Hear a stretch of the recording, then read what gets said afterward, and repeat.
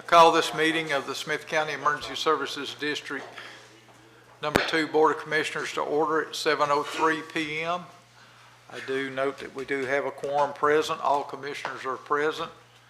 And at this time, I will ask Commissioner Domney to lead us in a prayer and pledge of allegiance to the United States and Texas flags.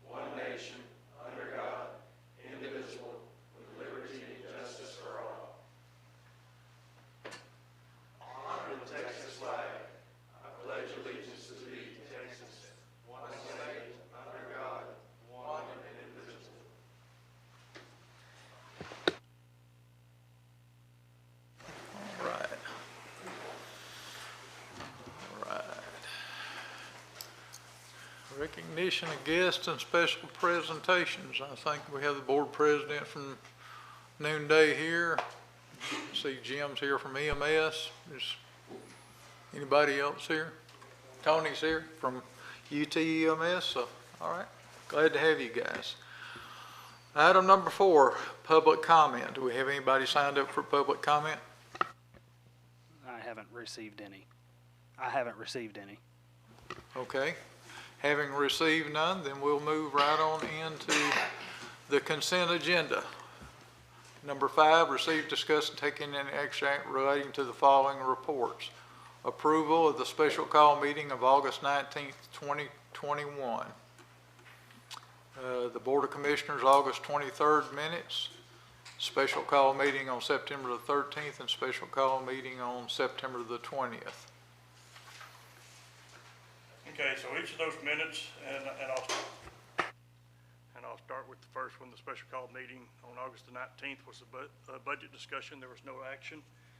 Those minutes correctly reflect the meeting. The next meeting was the August 23rd, 2021 minutes. It was a regular meeting.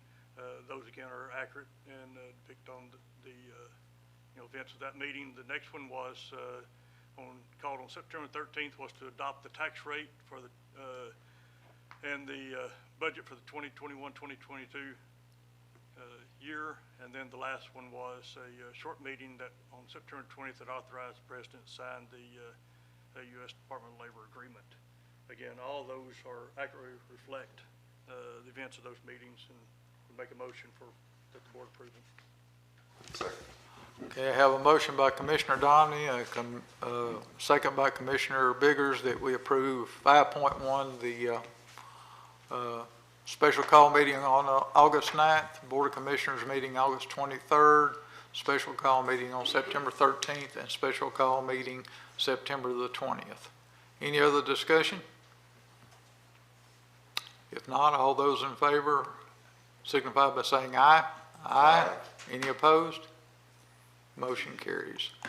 5.2, financial reports. August 2021 and the tax and distribution report. Commissioners, we have provided you with a copy of the financial reports for August the 31st of 2021. I'd like to talk about those also and talk about year-end projections where we see ourselves with expenses and revenues. I would like to start out with the revenue piece for August the 31st of 2021. We budgeted a total of $13.2 million in revenues. Through 8/31, we have realized $15.6 million, which is a a surplus of approximately $2.4 million. Out of those totals, we have three main revenue categories that we look at. That would be our sales tax, which we budgeted $7.5 million. As of 8/31, we have realized $9.8 million, which is a surplus of $2.2 million. Property tax, we budgeted $5.1 million. As of 8/31, we realized $5.2 million, which is a surplus of $137,000. Incident billings, we're at $100,000 budgeted. Through 8/31, we were at $198,000, which is a surplus of approximately $98,000. We're looking really good on our revenues through 8/31. As far as expenditures are concerned, we budgeted $13.2 million. To date, or through 8/31, we've expensed $9.3 million, which is a net difference to the positive of $3.8 million. Most of our expenditures, I didn't do a whole lot of detailed analysis on the expenditures themselves, but a large percentage of our expenditures are in our administrative payroll or our payroll and benefits, which we budgeted $7.2 million for the year, and to date we've had $5.1 million, which is a variance to the positive of approximately $2.1 million. Right now, as of 8/31, our revenues are exceeding our expenditures by about $6.3 million. To talk a little bit about the September 30 numbers, I am projecting that through the end of the fiscal year, our revenues are going to be netted at $16.7 million. Sales tax revenues for September came in just a little over $1 million. So for the fiscal year, we're going to see that number end up at $10.8 million. Property tax, I'm estimating it to be at approximately $5.2 million for total revenues for the fiscal year, and incident billings at $215,000 for the fiscal year. I'm projecting expenditures through the end of the fiscal year at $10.5 million. Administrative payroll and benefits through the end of the year at $5.7 million. And let me just make a brief comment about that particular line item. We will have an accrual of expenditures at year end that will encompass basically 2 payrolls and about 3/4 of the final payroll that is going to be a split between the new fiscal year and the old fiscal year. So we're seeing that number be a little bit higher as far as the expenditure piece that we'll realize in the current fiscal year. And so what I am projecting on an overall basis for 9/30 is that we're going to see a surplus of approximately $6.1 million. I know that's a lot of information. I don't know if anybody... So, but as always, if anybody's ever got any questions, please feel free to call me, and I'll be more than happy to floor any questions that you guys may have.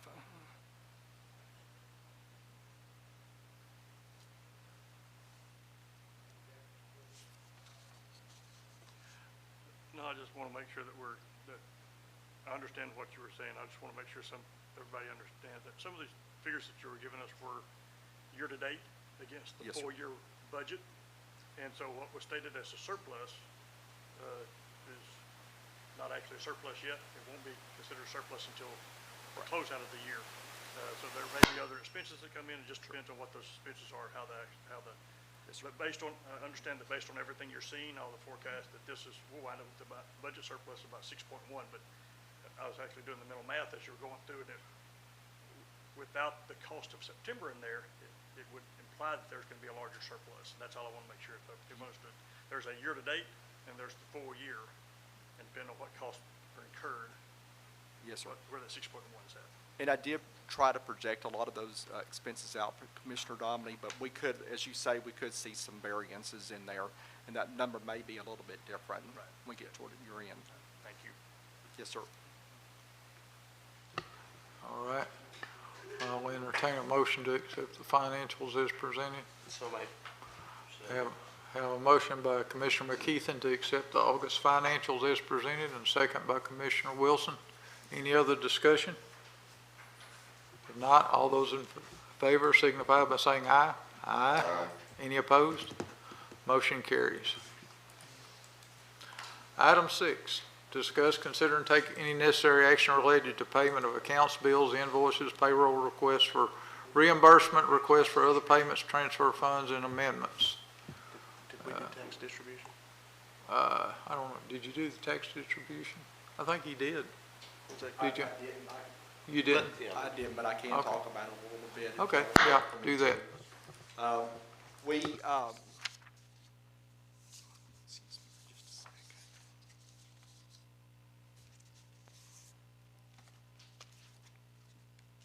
So the information presented in the tax distribution is just for information only. There's no action to be taken. Right. That's all I wanted to make Yeah, sure okay, of, yeah, is we that's didn't good. have to make. Yeah. No.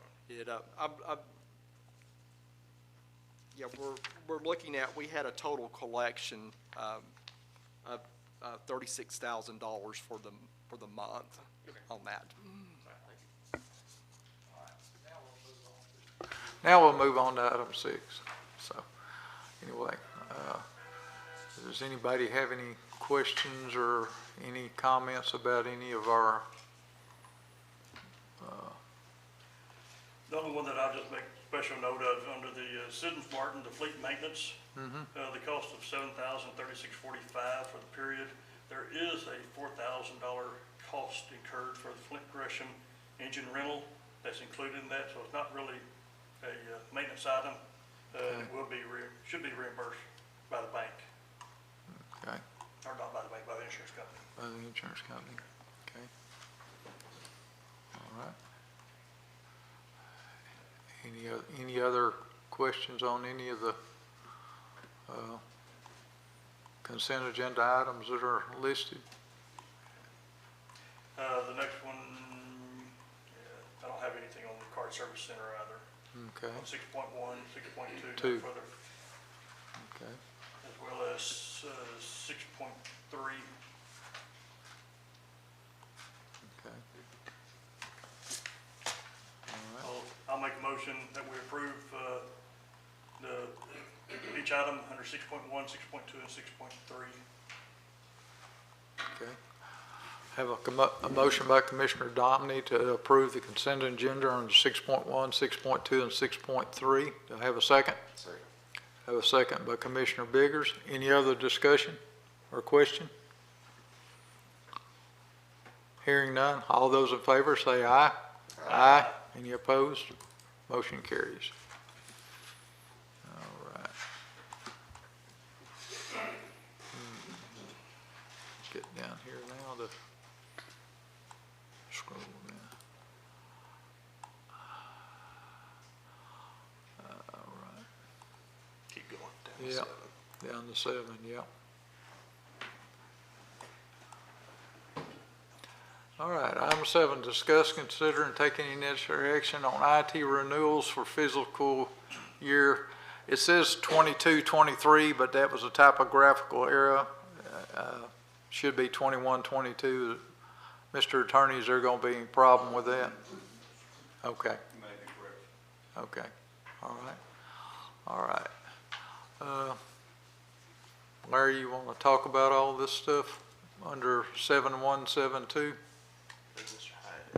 Sure, I will. So our antivirus software, the license Brand, I'm expires sorry. October 1st, and we just want to go ahead and get approval to get the renewal for that, so there's no lapse in coverage. And the cybersecurity training, that's required by the state, so we need to go, we need to get that approved as well, just so we have it for anybody who's using any of the systems within the ESD, so they can complete the training and be compliant. Okay. All right, and 7.2, is that part of it too? That's the cybersecurity. That's cybersecurity? Yes, sir, it is. Okay, all right. What's the value of both those? So the antivirus is at $7,481.15. That's for annual, and the cybersecurity is $7,245, and that's annual as well. And both of these should have been approved under the budgetary. Are they Wow. comparative in pricing to what we'd received last year? Yes, they are. The, looks, unless I'm reading this wrong, and I very well may be, 14. the subtotal for the antivirus should be $8,098.35. Or the total We should shouldn't be. be taxed. It's taxed. There's no tax. Yeah, that was Okay. including tax, so the taxes. So that makes sense. Sorry, I just want to make sure the quote we've got shows it. All right, I forget we don't have to Yeah. tax. yeah.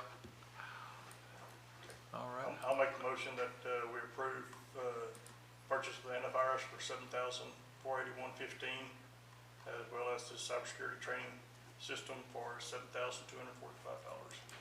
okay. I have a motion by Commissioner Dominy to approve the amount of $7,481.15 for the antivirus and the $7,245 for the cybersecurity training. I have a second by Commissioner Wilson. Any other discussion? Hearing none. All those in favor signify by saying aye. Aye. Any opposed? Motion carries unanimously. All right. Item 8, discuss, consider, and take any necessary action on Texas Forest Service PPE grant match for Bullitt Volunteer Fire Department. Who's going to speak on that? I guess Chief Walker? Yes, he's here. Okay. Well, good evening, guys. I was able to get the numbers from Chief Hollingsworth just before coming up here. He told me it was $4,238. The gear itself was purchased Globe gear, the same that we use here at the ESD. It's meant to be identical, same care, same inspection standards. Everything should be identical to that. This is purchased off of a grant. It is a matching grant. We opted to go for the full $15,000 on the grant, knowing it would knock us out for a year from receiving additional funds, but we thought that we could bide our time for a year and go for rescue tools later next year. I submitted what I had to JD, I believe last week, and he's reached out to me and put it on the agenda for me.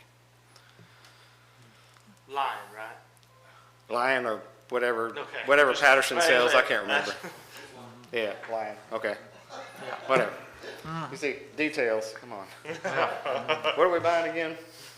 I'm just checking.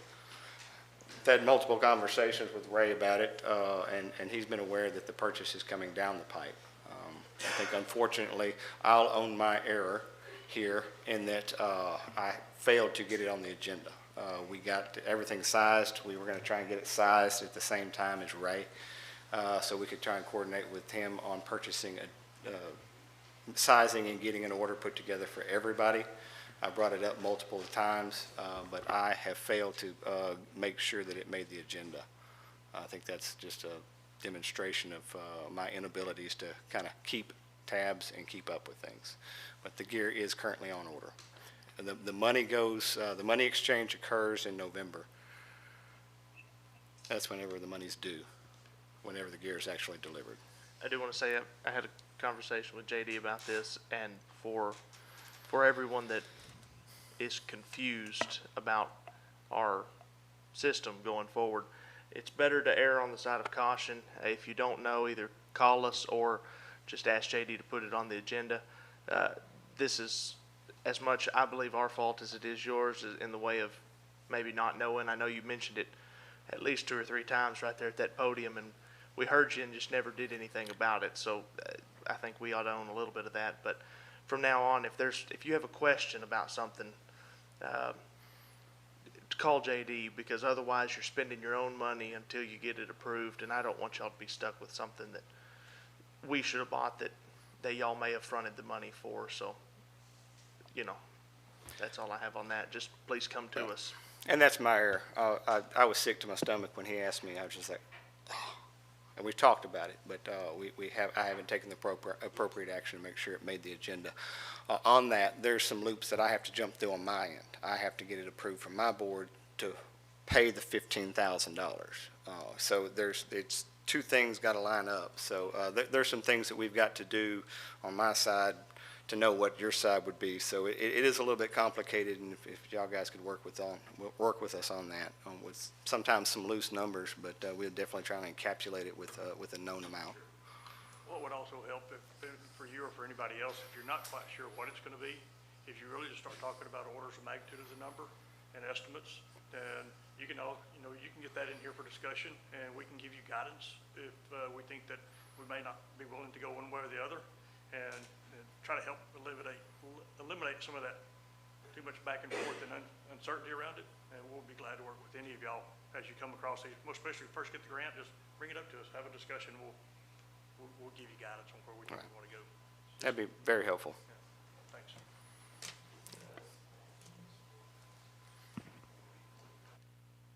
Go ahead. With that, I'll make a motion to pay the $4,248.45 portion of the grant for the Bullard, or the Bullard PPE grant. I have a motion by Commissioner McKeithen to pay the $4,248.45 for the matching part of the grant.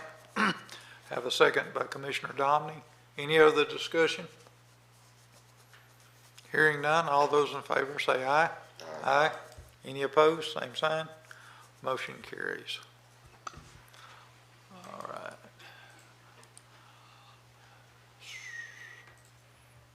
Okay.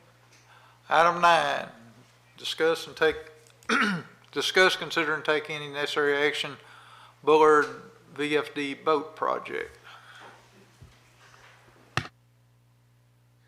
I can't give you the same story on this one. Well, actually, I'm pretty far removed from this one. I was at the board meeting, the Bullard board meeting, when this was brought up. I went back and looked up. It was September 1st, which was right after this board had their meeting. An opportunity presented itself. I have been kind of challenging the guys to be looking for opportunities all throughout. We find ourselves in a bit of a donut hole. We have the exposure of the lake over there. It does warrant a response. I think we are probably, the county's probably the best opportunity to make a rescue out there on the lake. It's not my favorite, but I don't know that we could actually turn it back over to the Texas Parks and Wildlife or anybody else and then be able to field trained rescuers and get them out there where they can make a difference. We've had the boat for years, same as Noonday. We've had a very similar boat. It was there when I came to the department. It gets utilized about 10 times a year, maybe. Most of them aren't any type of jump in the water type of a situation. It's usually a stranded motorist or boatist or whatever you'd call them. Or we had a guy trying to swim across the lake to escape being caught by the police, but nothing else will work. It's not like it's a different vehicle. We have to have that vehicle to be able to gain access to do good. My stance has been they're going to call us. We need to have the right equipment. If we're going to go out there, I want to put enough into it that we're not putting ourselves in harm's way. We're actually able to do good. So I've challenged the guys. They found an opportunity. It was an auction. I sat through the meeting that they had. They were looking at it. I asked, will it fit the bill? It's going to be a whaler with a dive door. It will hold the 250 engine that we have. We looked at the specs. It'll take a crew of 3 and then plus 8 people if you have up to 8 victims. Every question I've asked, they've been on it. The guy went out and looked at it, looked at the hull. That's basically what we're buying or have bought, rather. So I'm in agreement with the purchase of the boat. I didn't buck against it. I wasn't involved in it from the front, and I haven't involved myself with it until now. But the bidding ended up going up to $8,850. The estimate they're talking about is an additional $3,000 to transfer the engine over, bring over the side scan sonar, and just finish out some odds and ends on it to get it into the proper platform that I think one of the proper platforms we need on the lake. The biggest problem we've had with the boat before was it was great. It was a heck of a hull. It's probably going to outlast most all the boats around here. It's a huge chunk of aluminum, but it's just not a good operational platform to be pulling victims in and out of the water. So they went ahead with it. I did mention during that meeting that our board needed to be prepared to pay the entire cost of the whatever it is. They capped it at $10,000. Our board was not willing to pay more than $10,000 on this opportunity.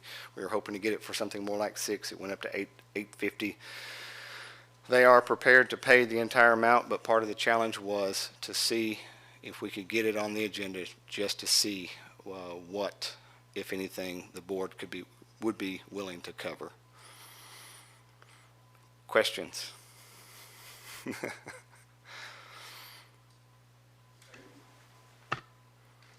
My response to it is that we want to look at it as a whole, as the entire district, not as individual stations. And so anything that you're doing independently of ESD right at this point in time. And if the apparatus committee wants to make recommendations on how to fulfill our needs, short-term and long-term, and I'm willing to look at it that way, but it needs to go through that process. So whatever you've done up at this point in time, in my opinion, is on you. And if it fits to what we as the administration want to see long-term, then we can support it. If it doesn't, then we won't. Yeah, and I understand. I appreciate that.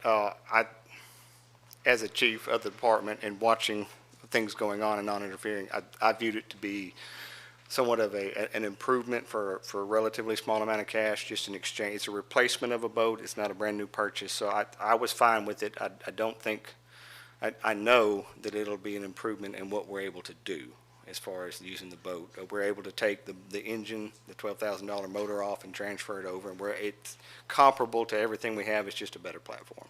So I appreciate that. If there's some other things that need to go on further, and boat committees and truck committees and all that stuff, that's fine. But I was just thinking of a nice little quick exchange to get us into something in the meantime. Yeah, I mean, that's y'all's decision. I have to agree with him, Judd. I know you and I have already talked about this, but I want to reiterate. To me, that is very similar to the ladder truck purchase that was presented. It's very much a want, not an immediate need for this year, certainly, and certainly not budgeted.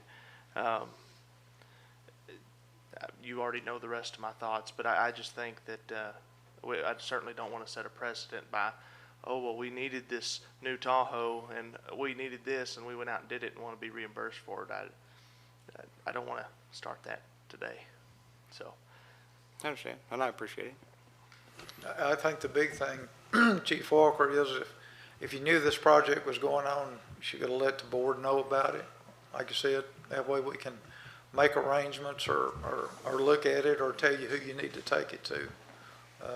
It's kind of like now we're asking for forgiveness instead of permission, but I'm not saying you don't need it, but I'll go on with what Matt and Brent have said. I think right now we just have to wait and see. Okay. we've got engines and brush trucks to buy here coming up. Right.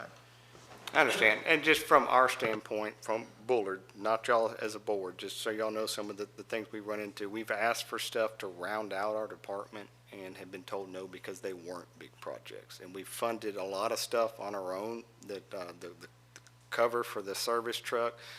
We got chastised for the purchase of the ATV. A lot of things, they're not brush trucks, they're not engines, but when we do go out and get them, people come and borrow them from us. I mean, they are utilized. They're specialty pieces of equipment, but we're rounding out. And some folks are trying to catch up. We're in different places. All these departments are in different places, and we find ourselves sometimes being told no because somebody else doesn't have something, and we're moving at different paces. And so sometimes we just can make a decision and jump out there, and it's one that we can live with. But when I bring something to you, I don't want to be dismissed because it's not a ladder, it's not an engine, or not a brush truck. It might just be a small little purchase. No, I agree with you. And if we didn't already have one, it would be a totally different discussion. But If we didn't have one, I probably wouldn't go seek one.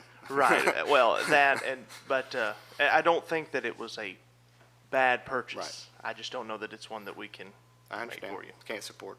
As far as that, is there gonna be any problem working, if I can work through with Crowley and use some of the stuff that we have at the shop that's radio, antenna, that type stuff that's available, that's already surplus items that we can use to help in the transfer? If he can help you transfer it, I don't think there'll be a problem with All that. right. And that's kind of what I envision a lot of our guys would we'd be happy and proud to do a lot of the work that we're capable of doing. But we'll try and schedule it. Yeah. During that time frame, just so everybody's aware, whenever we do make that transfer, we're going to be without a boat. Because we'll have the engine off of we can paddle, I guess. But Just let us know when you're gonna do it. We'll make sure the game wardens are aware of it. perfect.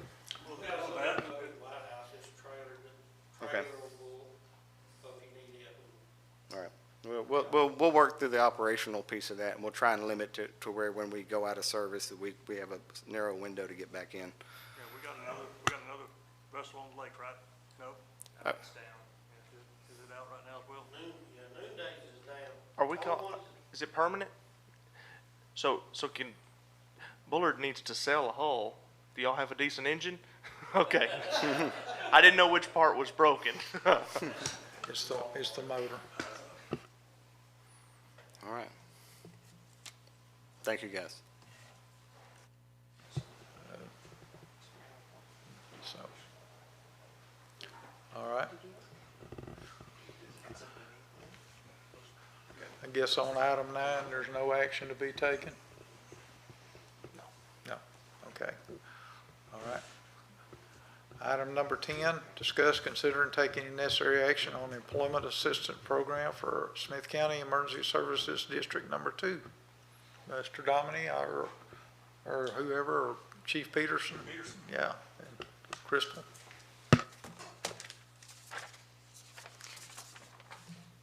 She's handing out 2 of the smaller brochures. I got the big main one here, but that's just going to give a guideline what it is, what it's going to cover. We have looked through different ones, and we found out that the public safety is the better one for what we have in this area, and it's actually the better price for what we need for this too as well. You see it covers quite a few on that, the ones straight up and down on the self-help resource.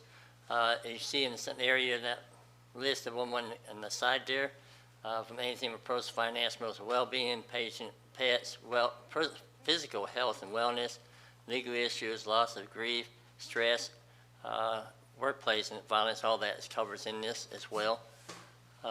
So it covers quite a bit. Like I say, we don't have one here at the ESD. A lot of companies, especially fire departments, has an EAP, which helps the employee. Basically, if there's something goes bad, instead of them losing an employee, there's something there to help them get through their situation and try to keep them on the payroll.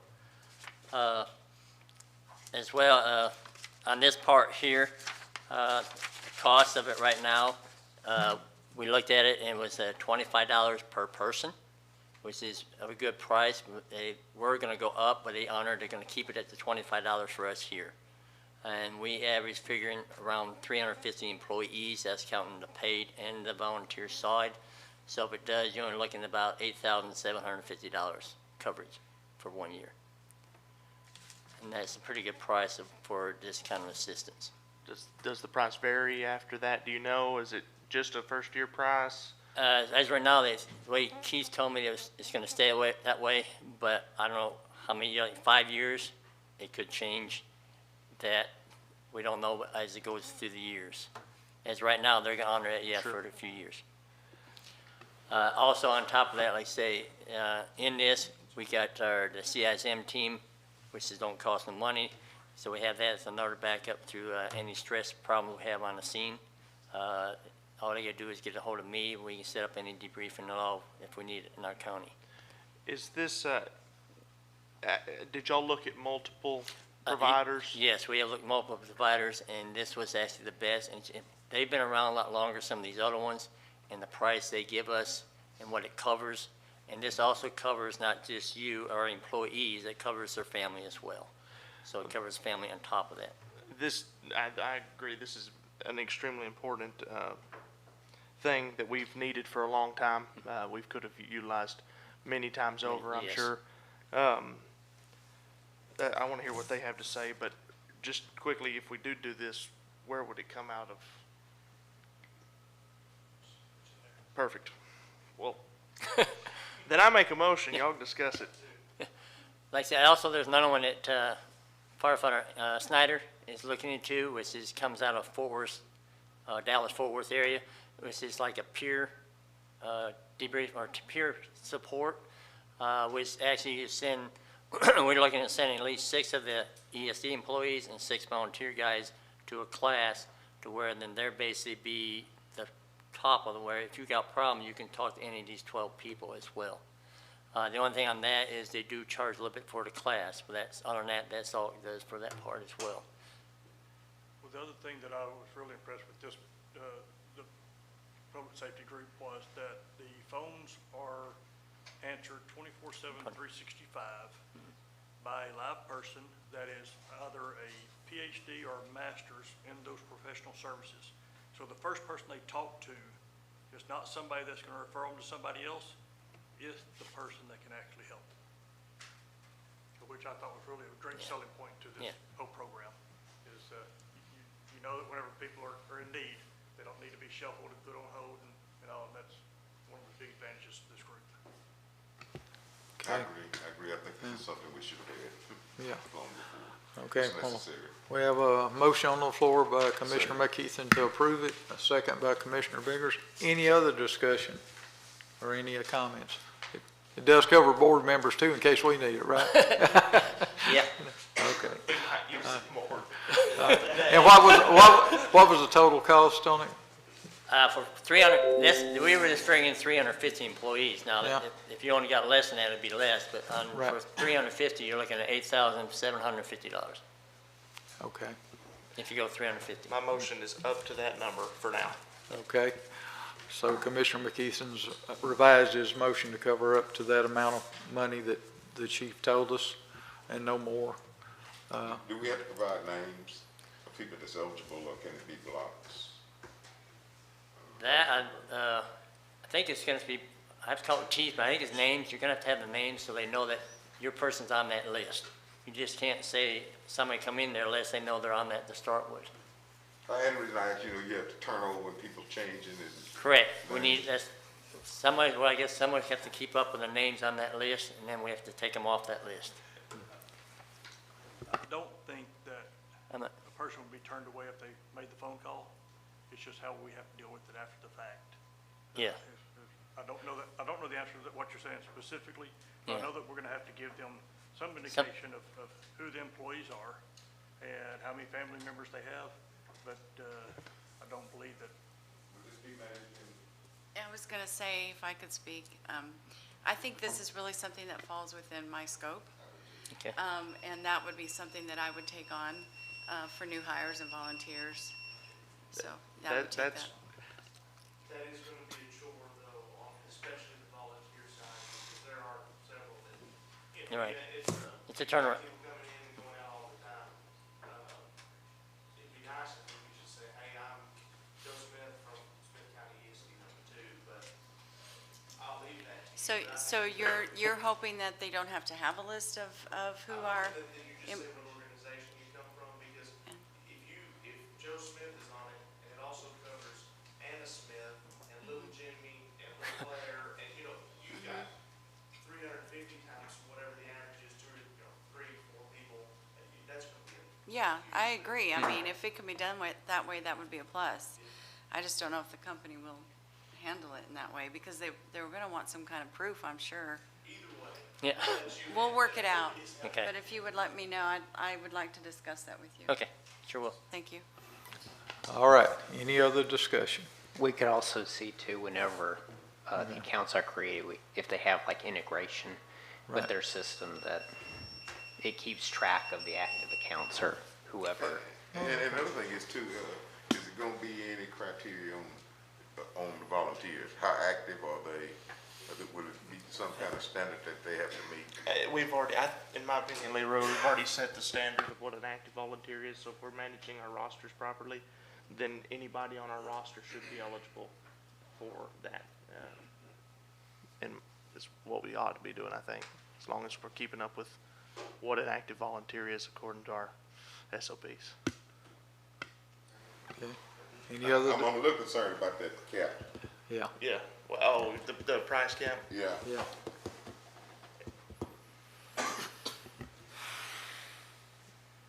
And we- Right now, we only have figure we with have costs associated with 325 people, I employees, and think. we'll just start treating it like that, rather than the total value, but it is a $25 annual cost per employee. Approve it on that basis. Yes. Employees are volunteers. Okay, I will withdraw my motion and make it make a motion to approve $25 per employee and volunteer active with our department for an EAP program. Period. Second, I accept that second. Okay. All right, we got a revised motion in a second. Any other discussion? I'm good. We're good? All right. Hearing none, all those in favor signify by saying aye. Aye. Any opposed? Motion carries. Thank you, Chief Pearson. Thank you. Item 11, discuss and consider the resolution authorizing the President of the Board of Commissioners to execute deeds and related documents for the sale of delinquent tax properties in Smith County, Texas. What this is a property that's been struck off the tax rolls. What I understand, it's actually a street in Tyler that belongs to the county. It never was certified as a street, so they have to go through all this, and all this is authorizing me to sign the resolution and more or less get rid of the property. There is no money to be exchanged on this at all. So, and the resolution says, whereas Smith County Emergency Services District 2 has become the owner of certain, let me move this piece of paper, certain real property by virtue of the fact that a sufficient bid was not received at sale conducted by the sheriff pursuant to an order of the district court. And whereas a potential buyer of the property has come forward, and whereas all taxing entities involved in the above referenced cause must consent to the sale of the here and above described real property, whereas it is a benefit to all taxing entities involved that the property be converted to a Smith County road. Now therefore it be resolved by the Board of Directors, Smith County Emergency Services District 2, Smith County, Texas, that the President of the Board of Directors and hereby direct and authorize to execute the deed and any and all documents necessary to convey the hereinbefore described property, real property. So that's mainly what it is. The county's going to take the road over, but there's no money to be exchanged hands. It's just nobody bid on the property, and so the county is taking it over. I'll make the motion to authorize you as the President of the Board of Commissioners to execute the deed as noted. Second. Have a motion and a second. Commissioner Domney and Commissioner McKeithen for me to sign this resolution. Any other discussion? Hearing none, all those in favor say aye. Aye. Any opposed, same sign. Motion carries. Okay. 12, discuss, consider, and taking necessary action on auction of surplus equipment. Okay. I think there was also a question, Brent, about the VFDs, the fire safety house, about them putting it in. And with consulting with our attorney, he said we could do it and just give them the net proceeds whenever that was done. So he said it was legal to do that. Okay. So, Charles, I guess maybe or you or JD one can talk about this. You want to talk about it, JD, or? Yeah, I'll take it. So on the list, we have a 2006 Ford Command vehicle. That is the pickup truck that was wrecked during the snowstorm. Obviously, before it's auctioned, all the lights and radios and everything will come off of that. The next one is a 2008 Ford Super Duty. It was in the previous auction. The winner failed to pick it up or pay for it, so it just remained in our possession. There's an Arctic Cat four-wheeler. My understanding is the four-wheeler hasn't been used in a number of years, and it has some mechanical issues that are just, they're not worth fixing, and I'm sure Mike could elaborate on that. And then there's a Dodge truck bed and a camper shell that came off of a vehicle when we did a bed swap. So it originally had the camper shell and the bed on it, but we swapped it over to a flat bed, and those were the pieces that were taken off. That is what we have on the list, including that, or not including that fire safety house. But do you guys have any questions? I think So we why just, is the four-wheel on there if it's shot? Same with the truck. What happens if these items don't sell, and are we just stuck with them? Can we send them for salvage? That would probably be a question for the attorney. I don't know. I mean, we'd be stuck with it. If they don't sell and they don't get picked up, then it just falls back to us, just like that OA Super Duty did on the last auction. If you've made a good faith attempt to sell, which the auction would qualify, you could give them up for salvage if you had to. Okay, excellent. and since we didn't list the Volunteer Firemen's Association deal on here, it's all right for us to just do that, and like we discussed today, and then just give them the net proceeds. Yes, sir. Is that a title vehicle? It is a title vehicle? Yes, yes, title to them, I believe. Is that right, Tim? Yeah. So they'll endorse the title over to the buyer and everything. Okay. That's fine. Okay. JD, did you mention those? So the old generator's not on the list at this time because we really need to know some more information about it, and if we have more generators up there that need to either get on the list or really what's going on with that generator. Charles, I know this was one of your things you've requested. So if you have any.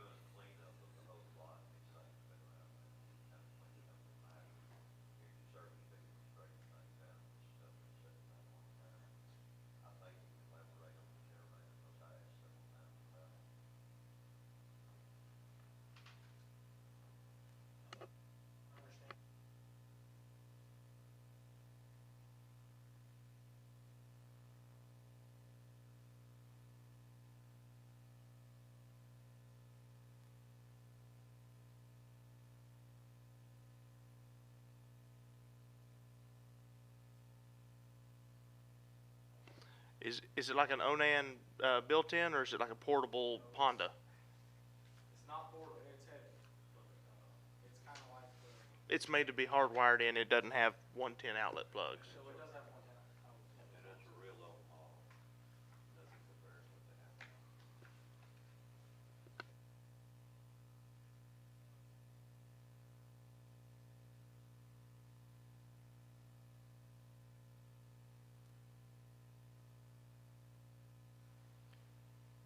My understanding is that we have several generators out there. And that was my question and challenge is, what do we have them for? When do we utilize them? Are they gonna be utilized? And then look at not just a single one, but look at the generators as a whole and what we do with them.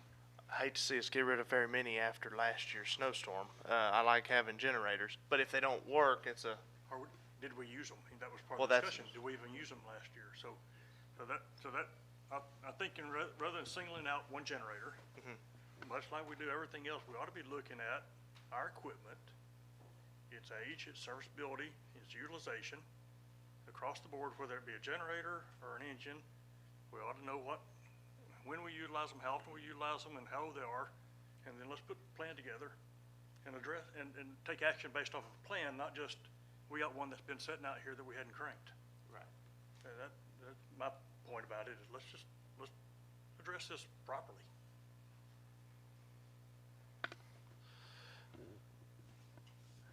I'll make the motion we sell what's available that we can sell. And hold off on the generator till we see. I'm not sure of any other generators out there, but this is an old model that's been there sitting out. I like the fact that it's diesel, though. Honestly, I know we have a lot of gas, but It may cost more to put it in order than. sure. Yeah, we'll figure that out. I'll second your motion to sell the 4 items plus the Smith County Volunteer Firemen's Association trailer. And is that the truck and the trailer? The truck. Yeah, yeah. Chris,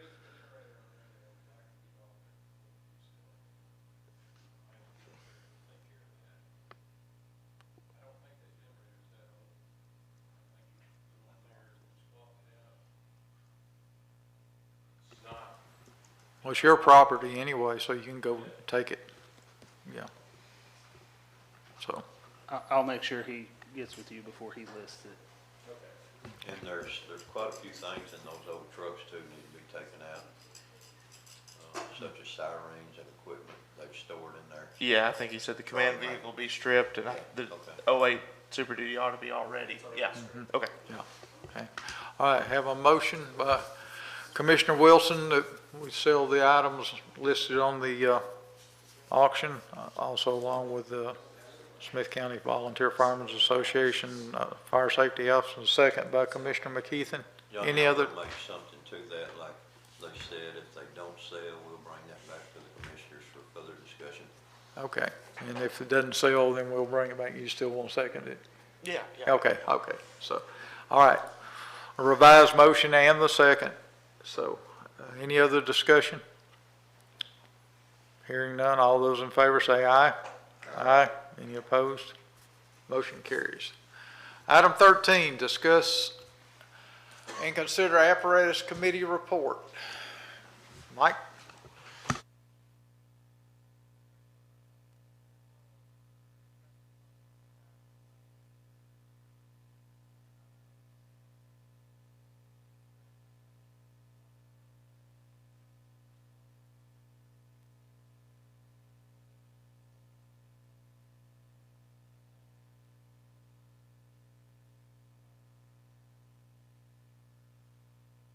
Competitive pricing on what would be a good apparatus to have in this county. On the spreadsheet that I handed you, we did some basic key points on the fire truck to just kind of give a comparison on what we were searching for and what is also offered on other apparatus. The spec on the left is conclusive of a custom fire truck that we have sat down, spec'd out, chose the options that we deemed as the committee that we deemed would be the best fit for the county. The one on the right is a standard, pretty much a standard fire truck that has the basic NFPA specs and what that manufacturer puts on a pretty stock truck. Mike, my first question to you would be, do we have a Pierce and a Spartan is this as close as we could get to the specs that we spec for the Pierce, or do we have a true an apples to apples comparison? Because right now we're at apples to oranges. Right. No, we don't have a true apples to apples comparison.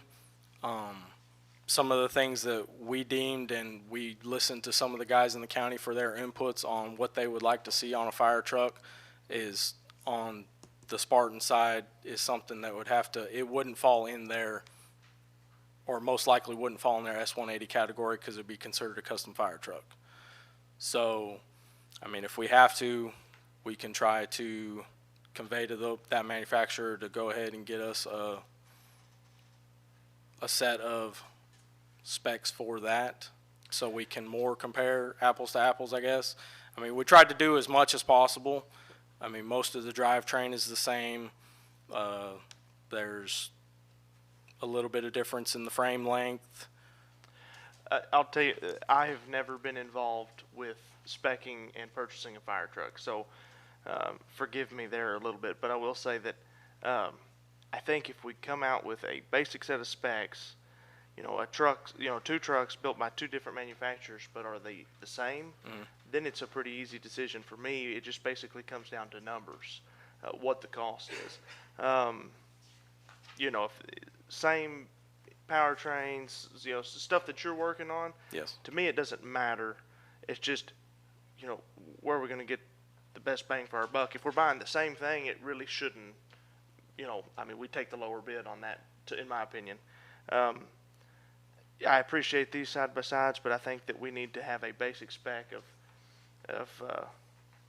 you know, which trucks we're going to go with, and have them bid them Because I don't know, do you have numbers on these two that we're looking at?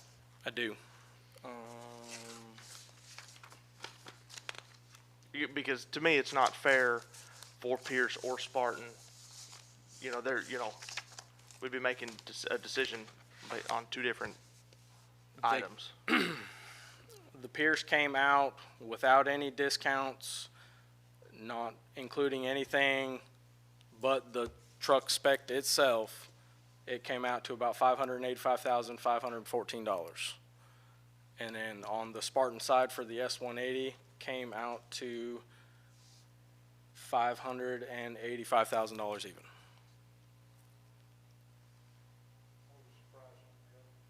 $585,514. And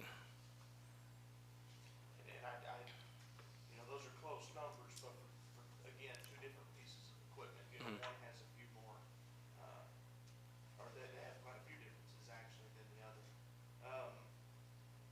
And when y'all do this, and this is purely me talking, when y'all do truly compare apples to apples, it sounds like, you know, if Spartan had to come down to some of what Pierce has, you know, they'd be substantially lower cost. But, also, this is just me talking, when you do spec one with a cabs unit and one without. Yes, sir. I see those numbers myself.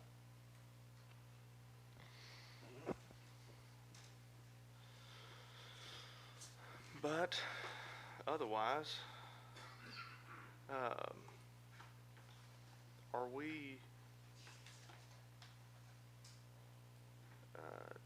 Because I know after crunching all these numbers and looking at all these specs, we as a committee have come together and, I mean, after all the hours that we spent looking at all this stuff, the 2, 3, or 4 different specs that we have come up with in order to get down to where we need to get down to in order, I mean, for the price that we're given that we have to purchase trucks for, that, I mean, we came to a vote on who we would feel we want to stay with.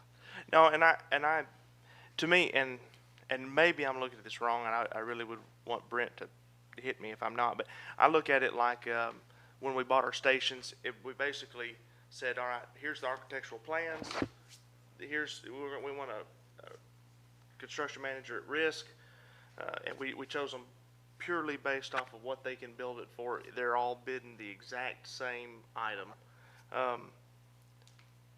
I know y'all spent countless hours on it. And there's some things that, I mean, there's some options that some manufacturers can't do versus another. I mean, foam systems, they both can't do the same foam system because they offer different foam systems. Right, like I said, I've never done it, so that's something that has to be taken into account. Maybe one's better than the other, but I don't know. I mean, how do you feel about this?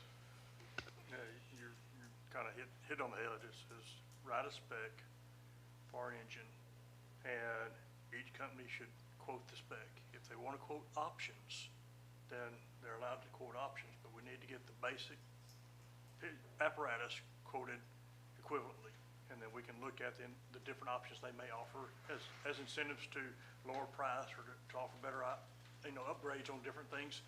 But we need to have that very base unit quoted equally so that we can make a true commercial comparison between the two. So technically they have to be the same. Okay. And then I'm going to say that the offerings should be sent to you separate, a technical offering and a commercial offering in 2 separate envelopes. In fact, I would prefer that the commercial offering not be sent to yourselves with the technical, and I'll ask that it be sent to JD. And that way it stays sealed until the time that you complete your technical review. And then once the technical review is completed, then we'll actually look at the commercial offering, and we can make a decision then off of your technical review as to what is the best commercial offering for that, for the apparatus being proposed to us. And being that you have a spec, that should be fairly easy, correct? Yes. You can ship that out. But I want to make sure that we don't request a specific foam system.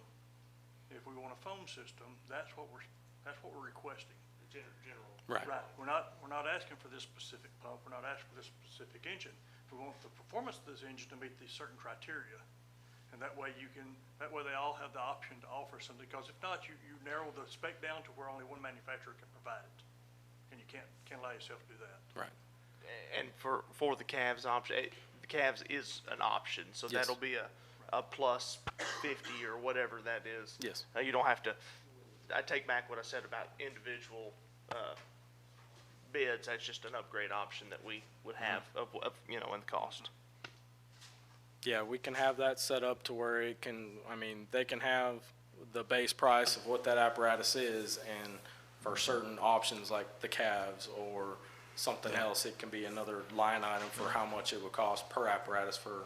Perfect. So if some Yeah. of these items, and I'll say, look at this part, and if their standard package is this, and it's inclusive of all those things that you've requested plus some, and it's cheaper to offer us the package rather than the individual pricing, then that's, again, that's, it has to at least meet the criteria.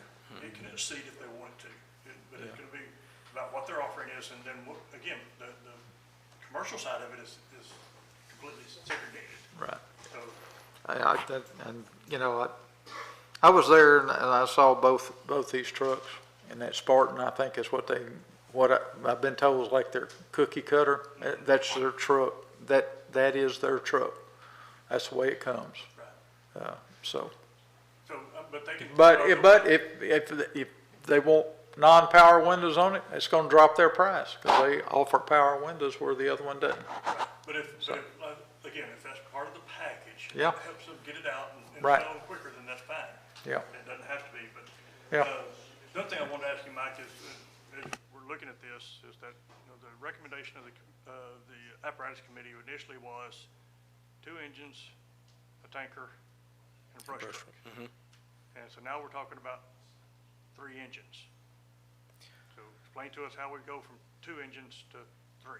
When we came up with that at the budget meeting, we were told to go ahead and look at the possible reallocation of surplus of equipment that we have in the county to see if that could relieve our need for other apparatus, in which we did. We sat down for a few hours and we looked at some of the excess equipment we had, and we had Dixie, and then as soon as Flint gets their attack 2, they would have a brush truck available to be spread out wherever it needed, and Noonday also had a brush truck that they said could be spread out wherever it needed. So right there, we had 3 brush trucks that we can utilize somewhere else if and when another brush truck goes down. And then the tanker situation was resolved by borrowing Chapel Hill's tanker, their second tanker that they have, to go to Red Springs for right now while theirs is still down. Of course, we still have the older truck in Bullard, but as we come to find out, I mean, Red Springs was a little more far off than Bullard was. Red Springs engine was more far No, off. tanker.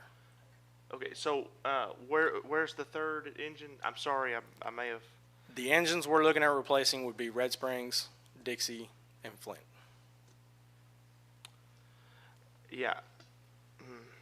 So you presented to us in prior meeting that 2 engines is what you needed, and now that you have additional, or perceive to have additional funds, we have a new need? Well, Tell me how do- that how has do- come how do from we an add the engine? outsized- How do we add this engine, okay? okay, that has come from outside pressure from another committee. Because yes, we originally told you guys we needed 2 engines, a tanker, and a brush truck. But we were told to look at different specs for different engines, because 3 engines could be purchased for the price for the $2 million that we were going to get. My 2 cents is we remove the third engine and we proceed with a tanker purchase. If we've fulfilled a need on the other end, then we bump Bullards up on the list for purchase. Yeah, or the new tanker could go to Red Springs, and then Chapel Hill's tanker come down to Bullard. And that, I'll leave that to the apparatus committee, but I don't think we replace an engine, a tanker that we'd already planned to purchase that should be a lesser cost than another engine, just Yeah, because I because. think we were sitting at about $425,000 for a tanker. So again, here's the issue that I have, is that we as the organization have to decide what our needs are and what our wants are. And we have to set our wants aside, and we have to understand what our needs are. And if a 180 truck meets our needs, then we fulfill our needs. We don't start manipulating around the specs, around the cost. The technical specs are the primary thing that we have to be focused on, and trying to ensure that we provide our volunteer fire departments and all of our personnel with the things they need. And then the price, the commercial side of it is something that has to be analyzed separate and independent of. And so what you've done is going in exactly what I think you should never do, is start manipulating specs to get it in price. So if the truck has, the apparatus has to be spec'd out, irregardless, it can't be spec'd towards Pierce, it can't be spec'd towards Spartan, it can't be spec'd towards, do I get 2 or do I get 3? It needs to be based off of our needs, and I'm not gonna define what our needs are. That's what the apparatus committee should have done. And if we need this one and we can only afford 1, that's all we can afford. Or if we can afford 3, we can afford 3, but we shouldn't be changing specs.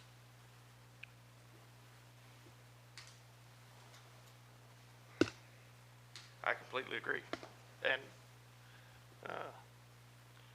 I mean, do you agree with removing the,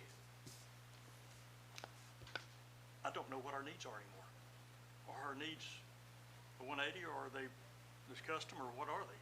You know, I mean, we've got a different answer each time we've had this discussion. And I don't understand our needs yet. And I'm not gonna provide any input until I can understand needs.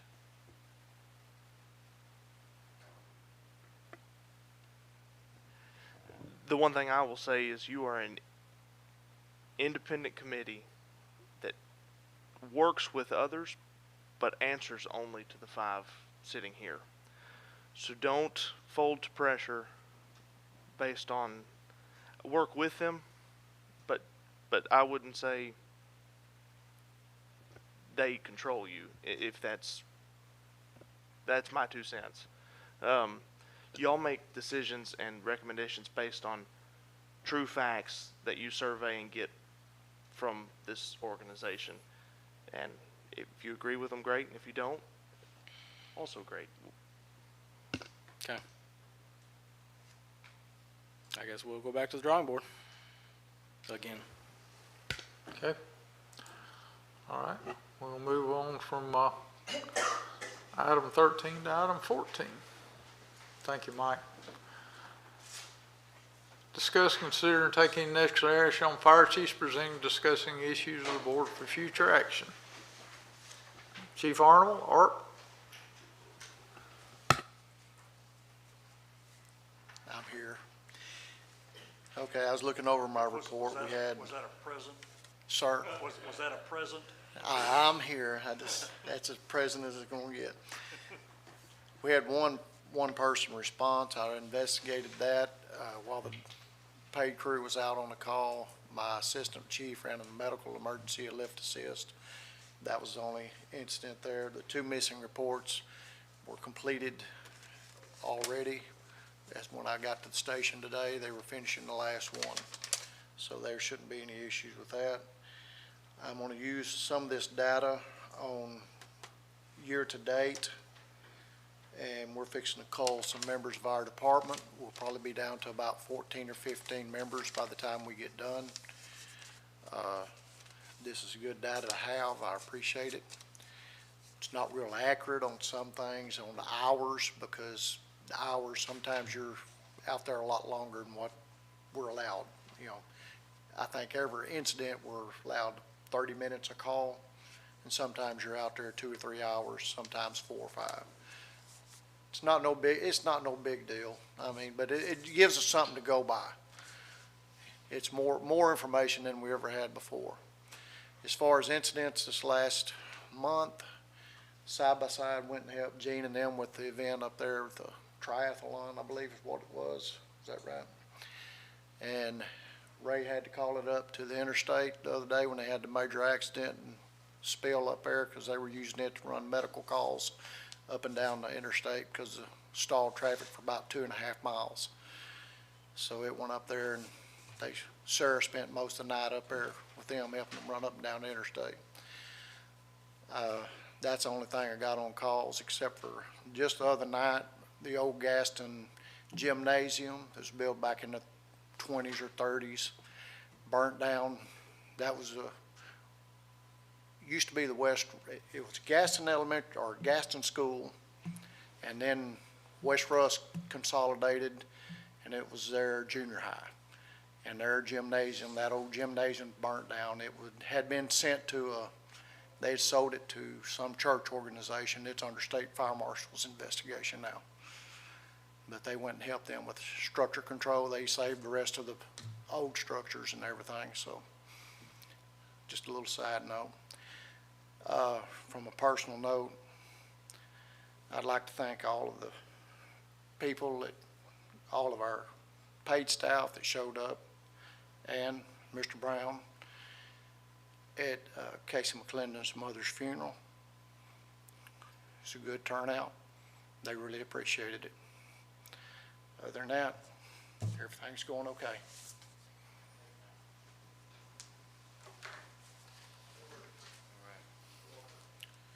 Back up here. All right. Just going by the numbers right up front, looking at the same reports you guys are looking at. We still have 5 reports open, but most of those that you're seeing there should have been attended to. I've got 5. I'll get with the battalion chiefs. The only ones I have open are related to day crew, and 2 of those for today. So we should have most all those off the books. It shows to be 11 events. It looks like quite a bit. We got guys starting to put everything in, actually recording their time, something we were doing originally when this kind of kicked off. I've got one guy that's able to be up there at the station 2 days a week, so that's going to be about, 8 events a month if he's recording that time. But we're a little fat on the 18 personnel. I need to put in a ticket to get some of these people off. I think you can actually kind of look and see the ones that are posting the lower hours. Matt, I'm sorry, you're going to have to come off my roster. He has in practice. It's just a little clerical issue that we need to clear up there. Do have 3 one-person responses. Those were both medical calls, occurred over the same basic weekend. And one of them is a day crew person that occurred on 8/5. I don't know if that's just an entry error or if we just had a day with just one person there. But on 8/5, Porter ran a call by himself apparently. Going back, just looking at August. Some of the events that we do have that I can think of is we did a couple of PR events. The U8 baseball team, a fundraiser with those guys at the Whataburger. Good exposure. A group of baseball kids headed out to go play some whatever that ball is. They were going to Florida. Meetings, 2 meetings. One followed by training ops. I think we trained till about 10:30 or 11 o'clock at night. And it was kind of took us out. Clanton's not here. They offered some training over August, and I wasn't able to participate in it as our department wasn't because we kind of stayed on the pump ops thing for a while. And Flint Hunters brought the ladder to us a couple of times. Came to the Warrior Bowl for us. Going to have a lot more of those PR events in both September and October. One of those things that occurred was Keith's funeral. I'd like to say thank you, JD, and to the rest of the guys that are in here tonight. Thank you guys for lending your trucks and your time. Kind of had a stutter step. Due to illness, they weren't able to proceed with the first one as a last-minute call off, but the second one went well. I wish I had a video of what it looked like, the procession coming up through Jacksonville. I was really impressed at the amount of respect that we hold in a community. People had one car not stop, and we probably messed the traffic up in Jacksonville for hours. We really, it went very well. We had people get out of their cars and put their hands over their hearts. So we do hold the respect of our citizens, and unfortunately, this was for a funeral, but they still appreciate us. Going forward, I'm looking at a bunch of PR events. That's something that I started years ago when I was running the day crew, was be heavy in the community, and now I'm kind of paying the tolls for it. We've got coming up, we've got Brook Hill, BISD, both those campuses. We're going to be doing fire prevention with the safety house. We're going to have the fishing fundraiser for the volunteers. Emerald Bay community the same night. Thank you, Chief Murillo, for picking up the one in Emerald Bay for us. We're just going to have more than what we can get around to. It's been busy. I'll have more about September stuff when it's September's time. Is there any questions for us in Bullard? All right. Thank you, guys.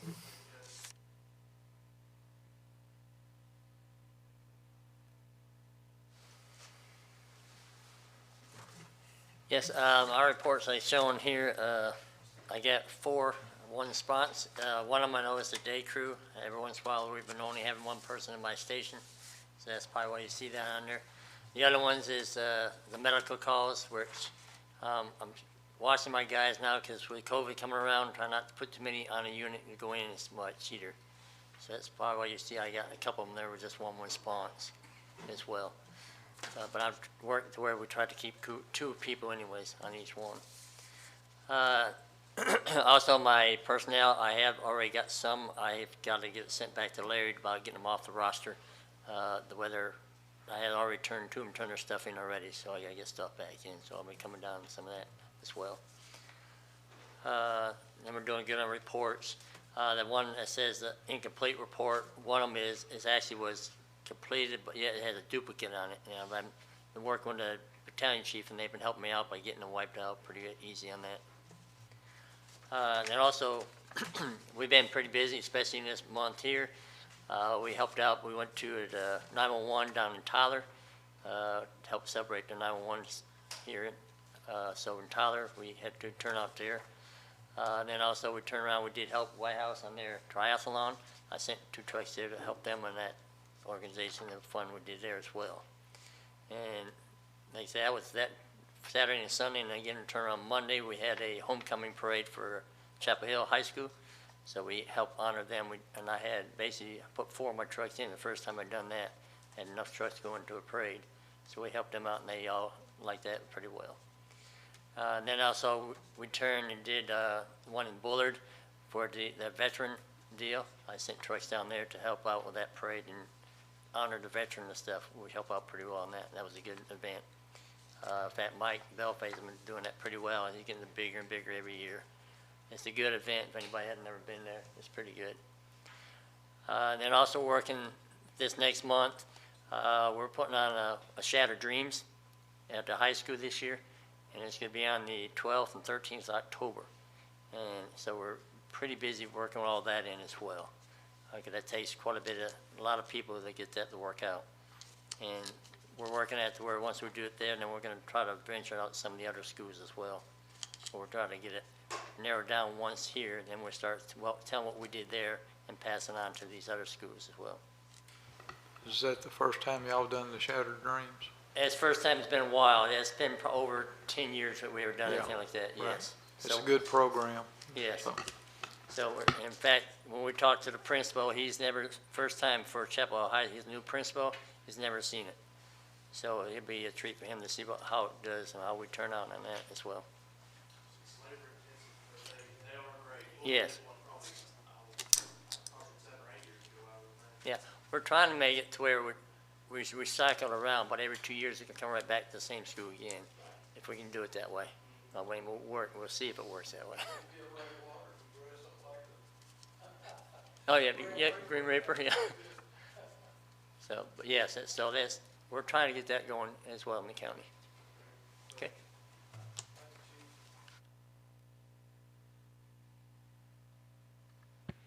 I'm going to help him out here. There's an error on his report. It was ran for 1 day.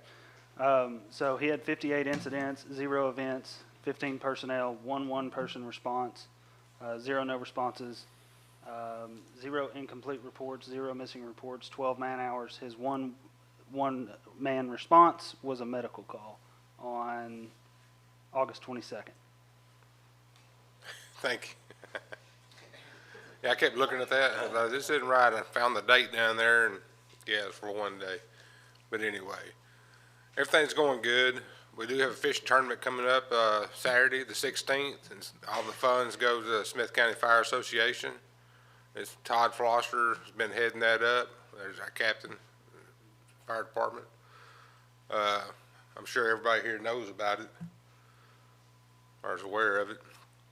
So everybody needs to come out and help out, participate, be calls upon y'all. I'd appreciate it. Got any questions? All right, thank you.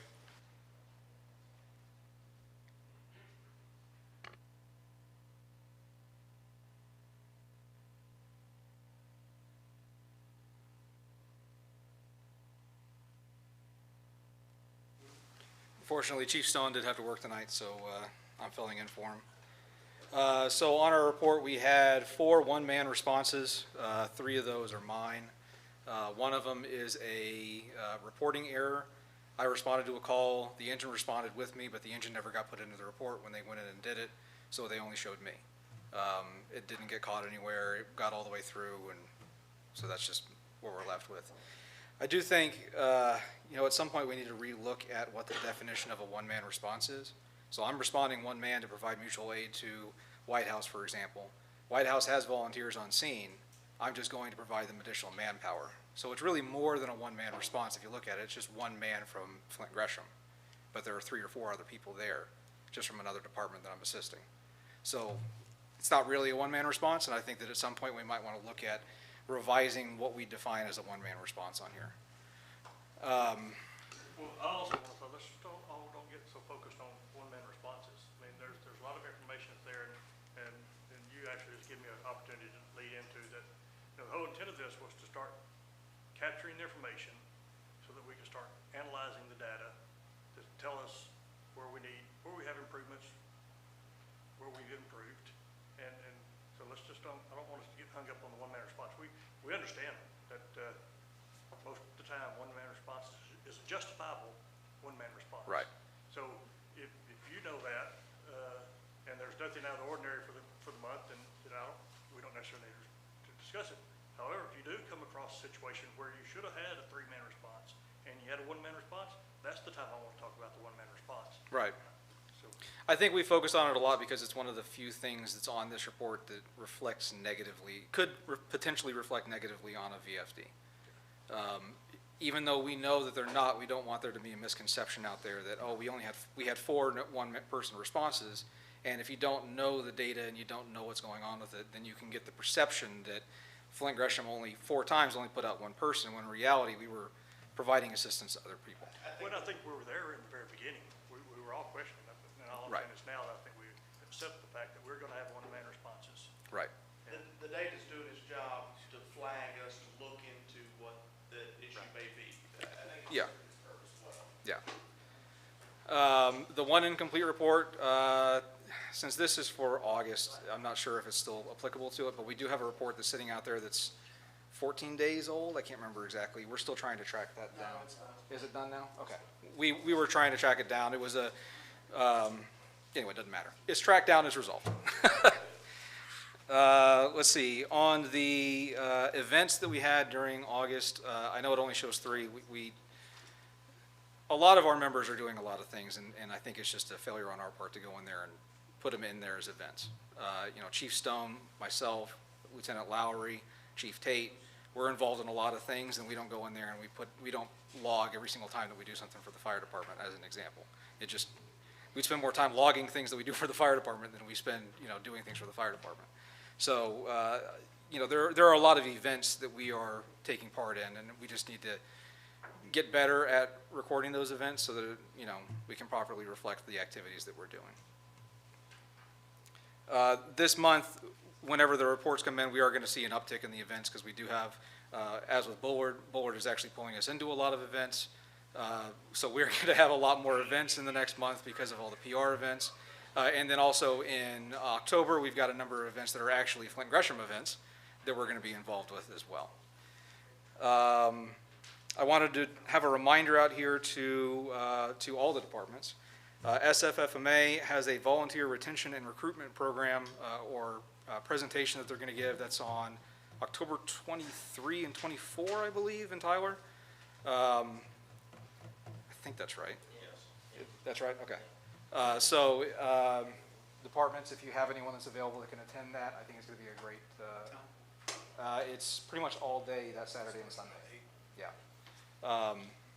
If you don't have the invite in your email, SFFMA sent it out, but if you don't have the email, let me know and I can get it to you. But I think that's going to be a great event, and I guess Flint Gresham in a way is kind of sponsoring that, but it's not actually at our station, it's someplace else in Tyler. If you would take it upon yourself to send that out to everyone, just in case that it. Yeah. I appreciate that. Yeah. We have any updates on Flint? I gotta ask, Flint Engine 1 or Attack 2? Okay. Tattoo, waiting on the truck to be down to Tucson. Okay, just gotta ask. Any questions? Okay.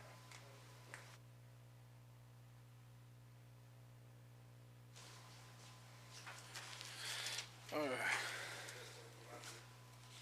right, so recently we have just voted on another 2 members. We've had a couple cookouts. My department would give a shout out for the ICS tabletop from the ESD. That was actually led by Mike Van Winkle. It was a real good event. A lot of people had a lot of positive things to say about that. Was appreciative of being able to have that. Back to our grant for the equipment, most of that stuff is in service. We had one change of venue for our FLIRs, so those are just now being invoiced and getting shipped. So that's about the only thing we lack on that, but everything else is pretty much in service for our equipment grant we got with tools, a few lights and stuff like that. On events, that's going to be on me. Had a lot of other things going on. I just hadn't entered, so it does reflect just one, but we've actually probably about 4 or 5 on that. I'm doing a lot better this month, getting stuff inputted into the system. A small touch on the 1-person responses, alarm hazard. Those are kind of self-explanatory. The MVA, I have 2 MVAs. If you notice, those are the same day and within 20 minutes of each other. It was a little bit closer than that, I believe. I was actually en route with one engine to one call, and I had called a guy who was coming to get my other engine, and we split off on that. That just goes to reflect on that time frame, because that was 6:20 in the morning and 6:40 in the morning. That's a rough time, especially for my department, probably a lot of other guys. A lot of my guys are going to work. That's 6 to 8 a.m. That's about cut and dry. I'm fortunate now to be able to put some input at that time frame during the week, because those are weekdays, so that's prior to our day staff coming in. So I know you said something about a little bit about where we could use on our 1-man. Luckily, I had 2. I was technically having 2 come, but we dropped a secondary literally within minutes of itself. I called on Chapel Hill and ARP to go ahead and come assist us. Personnel counts on me. My roster's down to like 14 maybe or 15. I need to get with Larry on getting that changed, so it shows I have about 20 something on the list. That's my fault. I've not necessarily unaware, just lack of paying attention to everything that's going on right now. My mind's everywhere, so I got to get that updated. But that is my roster paper-wise. I even have one on me now. I can show you that it is dwindled way down on who's active and who's not. Sure. I'm glad you mentioned that, because I was going to ask. I can see 3 employees that are on here. Yeah, that was one of my questions. Is the paid staff that are there regularly supposed to be showing on that? And it does show that they've been active. Okay. So that's just a simple removal?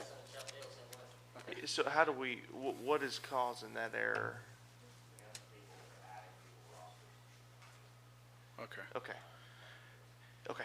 Yeah, that was something I was going to address to him on the side. I just didn't know to get verification on that, because that was one of my questions as well, because there were paid people on there, and I was like, well, I'm not sure if they're supposed to show. I was really impressed with 25 on there, or 25 personnel. But. It's about 20, but it's dwindling down to about 14, 15 when we push on the what you consider, once every 4 or 5 months ain't going to cut it. Sure, yeah. Personnel count. The missing reports, one, I can't seem to find it. Something I've been addressing with Larry, and then we're working on that. It's actually a medical assist. I can't seem to find it. I don't know why. Plus, it was prior to my administration. It's still lingering. I believe me and Brent talked about it as well. I'm not exactly sure the time and date he reevaluated it, and the report was pulled. 2 were day crew.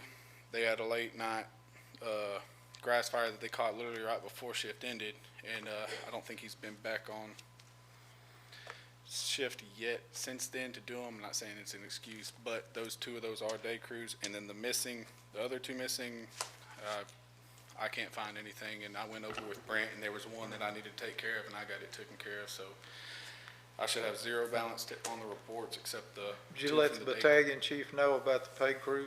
Yes, sir. About those 2 I missing emailed calls? I didn't email the active one today. I went ahead and emailed the one whose leader that was that day. Okay. Which he was already aware, me and him have already contacted, but I'm unaware of his schedule, of when they can technically do the reports and when he comes back to duty to be on to do the report. Well, those numbers look a lot better than they did. Yes, We yeah. appreciate your It's effort been a there. long fight. Yeah. I bet. So, Yeah, thank you for doing that. I don't know if it matters, but an update on that FLIR. The reason why we had to change the venue, we had an issue with how we were doing it at first, and then we also had a bid come in that had got overlooked because of time frame. We're actually going to get 3 refurbed from a prior department upgrading theirs. And so instead of a price of about $1,400 for the one, we're going to get 3 for $750 a piece, and that wrapped up the rest of that grant. And we'll get those in service as soon as they come in. And I think that's about it for me. Any questions?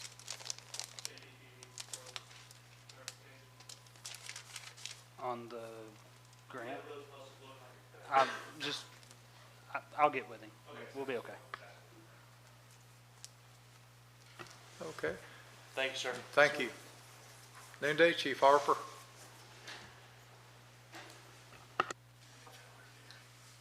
All right, we had 85 calls for the month of August. We're tracking about 987 calls for the year, so a little under 1,000, which will be about 153 calls more than what we had last year.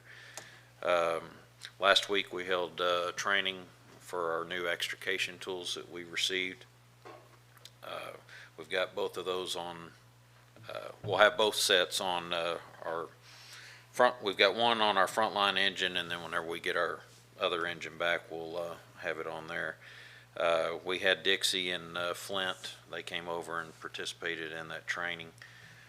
We did participate in the Veterans Parade. I was pretty impressed with that. That's a pretty, looking forward to next year already. The only issue I have on this list here is as far as the man hours. So I think we all know, I mean, it's shown that I spent 5 hours at the station for the month of August. Well, I spent at least 5 hours at Flint going over apparatus and stuff. So we've got 39 hours that I've spent since January.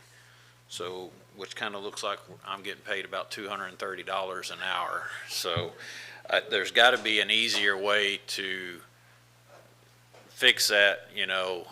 I know like the board, you know, my board, and y'all should too, you know, why are we paying this guy? I mean, if he's only doing 5 hours a month. So there's got to be a better way to where, you know, if I go to ARP on a meeting or Noonday or here or Flint, that we can keep track of that. So I wish we could kind of maybe work on that. Other than that, that's all I've got. I know we've been talking a little bit about it, but I just want to put a bug in your ear. It's kind of been quiet about it, but we really need to start looking at a boat for Noonday. I know it's one. If I had my opinion, we wouldn't have a boat. But like Chief Walker said, unfortunately, when we need it, we need it. So we do not have a boat at all. We can't rely on Coffee City's boat. Their boat's worse than what we have. So basically, when Bullard goes out of service, we will not have a boat on Lake Palestine. I know we could trailer one, but by the time we get it over there, it's just too long. So at some time, you know, maybe if I could get some direction from the board, you know, what y'all want to look at. If we don't want to have a boat from noonday, I'm fine with that. I think that, in my opinion, is that something we need, and I don't know if that is falls under long range. Or,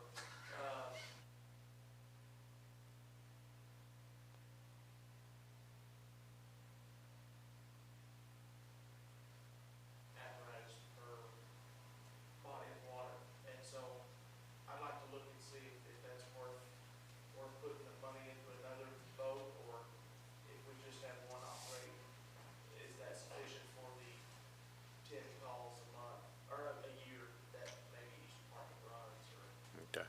Yeah, because, you know, the villages, they've been gracious enough to, they're not charging us anything for a slip, so they've got an empty slip now that we're not occupying, so, you know, whatever y'all want to do, I just, you know, some direction if we're going to do it or if we're not going to do it.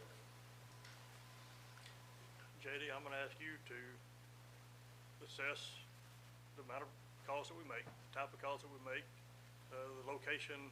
I mean, we have 2 different districts that cover a single body of water, and make a recommendation to the board whether we cover through 2 districts, 1 district, and how we're gonna address it.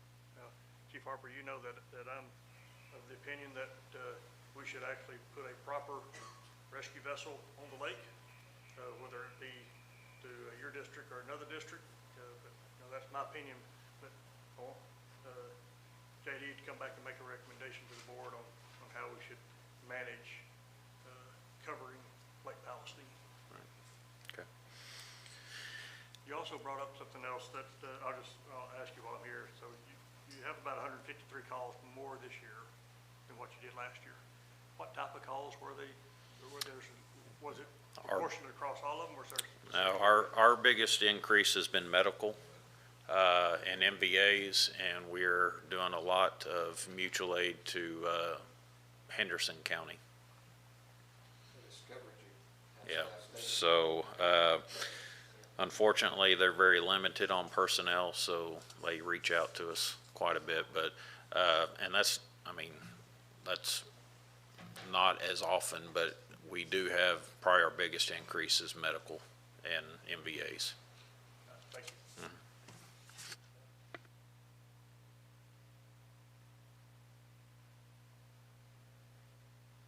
On that subject, what he was talking about, the mutual aid calls for the staff, if you'll go back and look at my calls, I'm up, I had the figures the other day, several hundred this year, and it's mostly mutual aid. Of the 69, 70 calls, I went back and looked, 2/3 of them are actual mutual aid out of my district. Because we're helping Chapel Hill, Winona, Jackson, even Dixie, and then of course Lindale keeps us busy on structure fire, stuff like that. So, our call volume's way up from what they were 2 years ago, or that, because of that reason. And that's also the reason why we have a bunch of the one person, we won't mire down in that, but the plow goes out pretty much now, one person. If it's going to mutual aid to another district, like I think Jackson called it the other day, if they got a full crew there, there's no reason for us to take personnel when all we really need the apparatus and one operator. They can provide the walk around for it. So that's gonna be up, especially as the fire season gets, if we don't get rain, that number's gonna be way up for us. So that's that number. The incomplete and missing, they're already taken care of today. 2 of them was, one I think they was waiting on, one was the hazmat. They had to wait on some information to come back to finish that one, and just some stuff like that.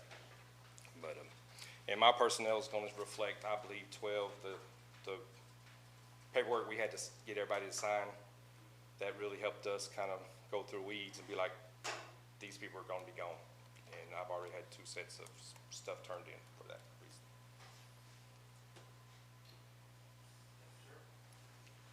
Okay. Actually, I gotta go. We got fire.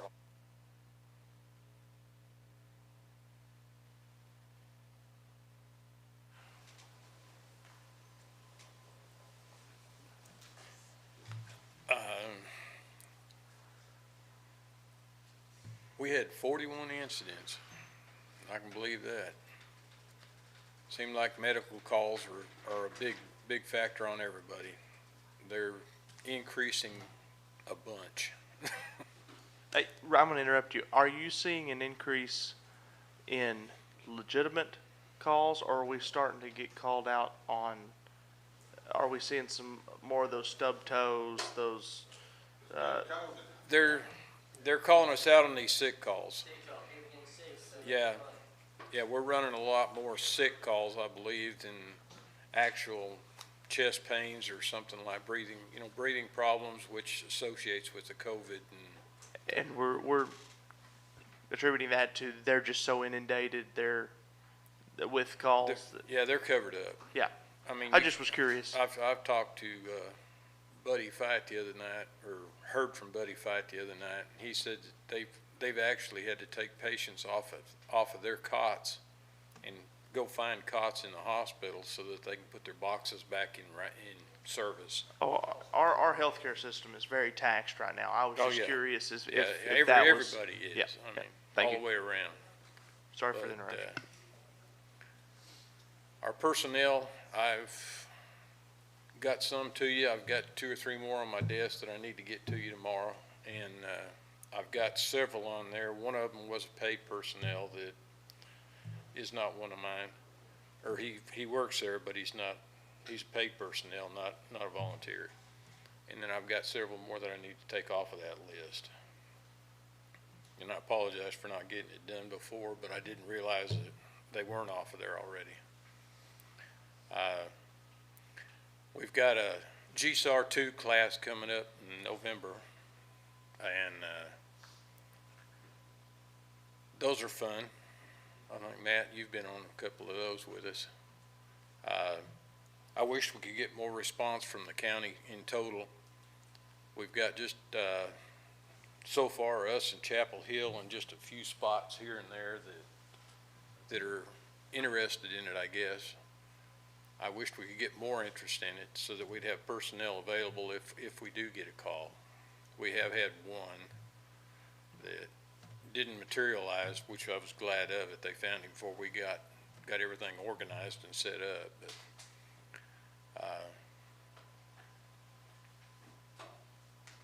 other than that, we've just been busy with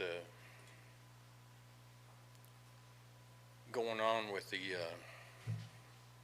medical calls and stuff like that. I mean, that's a big factor in what we've run in the last few months. And my personnel, I've just got one person that runs at night on those things. A missing report, I'm not sure about that. I didn't realize we had a missing report. I thought I had everything caught up. Yeah. But anyway, as far as what we've got going on, we helped with a triathlon a little bit the other day, and with White House, and it seemed to go real well. Enjoyed it. Watching everybody sweat when they come by. But that's about all I've got right now.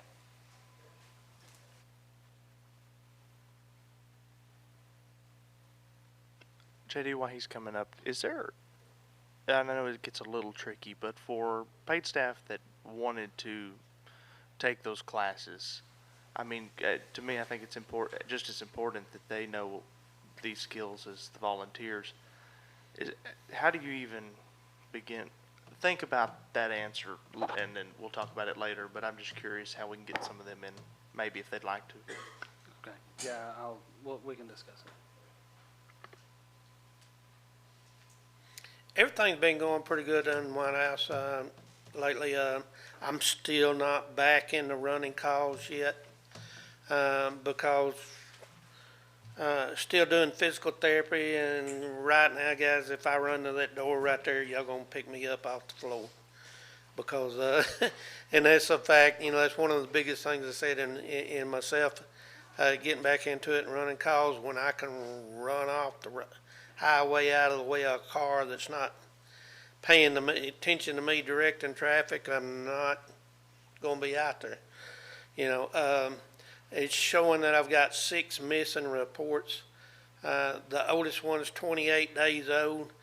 That one and one other one, it's a City of White House call that we got paged out for. I've got 3 MVA calls in that they were duplicates. They were two calls, and my guy that did the report said the report's done, it was a duplicate. So we've just got one that we're just tracking down to see what the issue is with it. The events, the main event everybody was talking about, we had Christus Trinity Mother Francis Triathlon. They kicked it back this year. It's usually a 2-day event down at Lake Tyler at the Boulders. One day is for the kids. The second day is for the adults. Very, very large event. We had participation out of every fire department. I think we had at least 1 truck there. Some fire departments we had 2. We had the command center out there. It's a very large event. Christus kept it normally. They have like 300 that they'll have enter and run. This year they just did 250. They cut it back a little bit because of COVID. But it turned out, went off real good without no major hitches. We do appreciate all the help with the other fire departments. In essence of that, they do give our Smith County Fire Marshals Association a donation for our end of handling that events for them and helping them, which is always a big deal. We had Bullards side by side out there. We had ARP side by side out there, ARP side by side. We had it running with a paramedic and the other man on it. They were, I mean, their bike trail on this marathon, it's like what, Larry, it's a 15-mile bike trail. We had that side by side running that for if we had any issues or a biker went down. Like I say, it all went off without a hitch. Do appreciate all the other fire departments coming out there, and it all turned out good. So, and that's all I've got.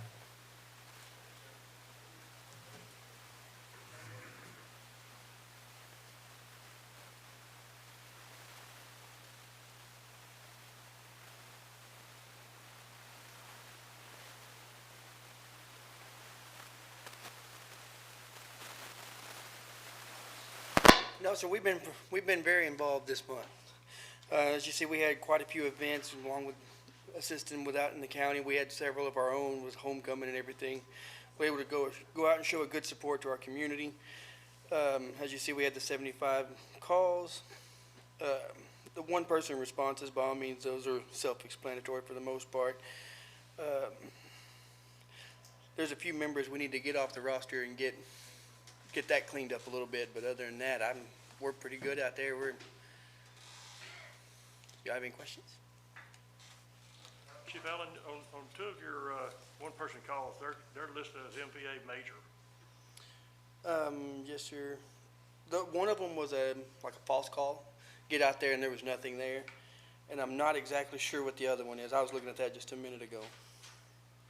You had a wildland fire, or was that just an assist over to Red Springs? Yes, sir. We sent a brush truck over with their engine crew from the football game, or homecoming game, I believe is what that one is. Okay. So. Thank you. John, I had 2 things that come up.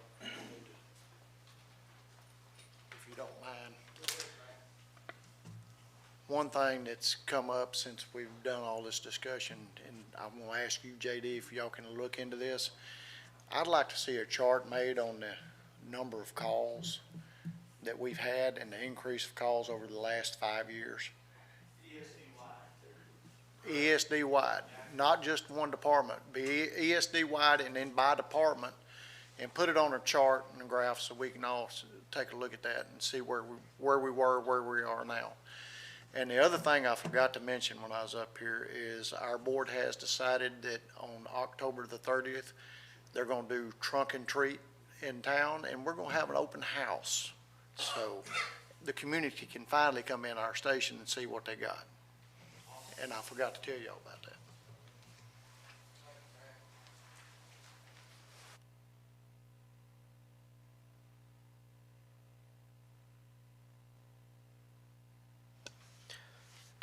All right, gentlemen, on our report, as you can see, we've completed about 58 work orders. A lot of that was due to catching up on a lot of the PMs that had fallen behind.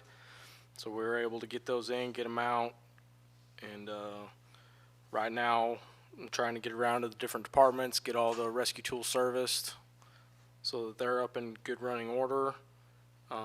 We are catching up on some outstanding work orders that had fallen behind from trying to get these oil changes caught up on these apparatus. And then right now I'm working on a pretty major wiring issue on Chapel Hill Engine 2 that is preventing the pump from accelerating up at the pump panel.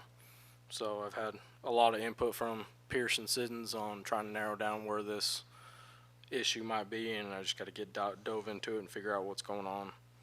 Of course, we're still waiting on the Flynn TAC chassis. I've reached out to Chastain Ford in Houston, and they said it's on delivery from Tennessee, so it should hopefully be here anytime. And then we should be about 2 to 3 weeks out on Flynn's engine coming back. Mike, how are we coming on getting the trucks inspected? I know we kind of got behind on them because of COVID and stuff like that, so how are we coming on getting all that done? The past few weeks, we have had Sandy and Squatty going around to each department and grabbing anything that's got an expired registration sticker, getting it inspected. We do have those forms up at the office, waiting on Kelsey to go to the DMV or to the tax office and get those done. The inspections have been done. We just got to get down to the tag office and get it done. And I know that larger vehicles, sometimes but can't you do some of that online, or does it all have to be in person? That I don't know. Okay, I just was curious, maybe something to look at so you don't have to drive over there. If they're expired and over so many days expired, you have to go down there. Disregard. Mike, I'd also like to ask, do you capture, service hours on the vehicles? How many hours they have on them, the meantime in between different repairs and just anything that would start giving us indication on, and I'll call it health of the apparatus? We could start doing, when an apparatus comes into the shop on the work order, there is a place to put the current hours and miles that are on the apparatus when it comes in. So we have been kind of laxing now, trying to get apparatus in and out, get them back in the field so that we are not down. But yes, we could start nailing down more and getting hours and miles put in those categories, and that way we can run reports to see how long it's been or how much time it's gone by since we've done certain things to an apparatus. I mean, we have a tendency, and this is my perception, I have a tendency to look at the age and the mileage on the vehicle to assess its serviceability, where, it could be 10 years old and have 100,000 on it, and if it's well taken care of, still be a very good serviceable vehicle versus something else been abused. And, Oh, yeah. and so I think that I would like to see us start looking at other key metrics to help us determine health and serviceability of our fleet. And so long-term, I'd like to start looking at we talk about, making sure we replace one with a new one in 10 years. But those are kind of broad guidelines, and I'd like to see us start honing in a bit more on specific types of equipment or a particular piece of equipment that may need to be replaced ahead of time or have longer service life to it. Okay. And gathering that type of information, I think you'll be able to do it. Yes, sir.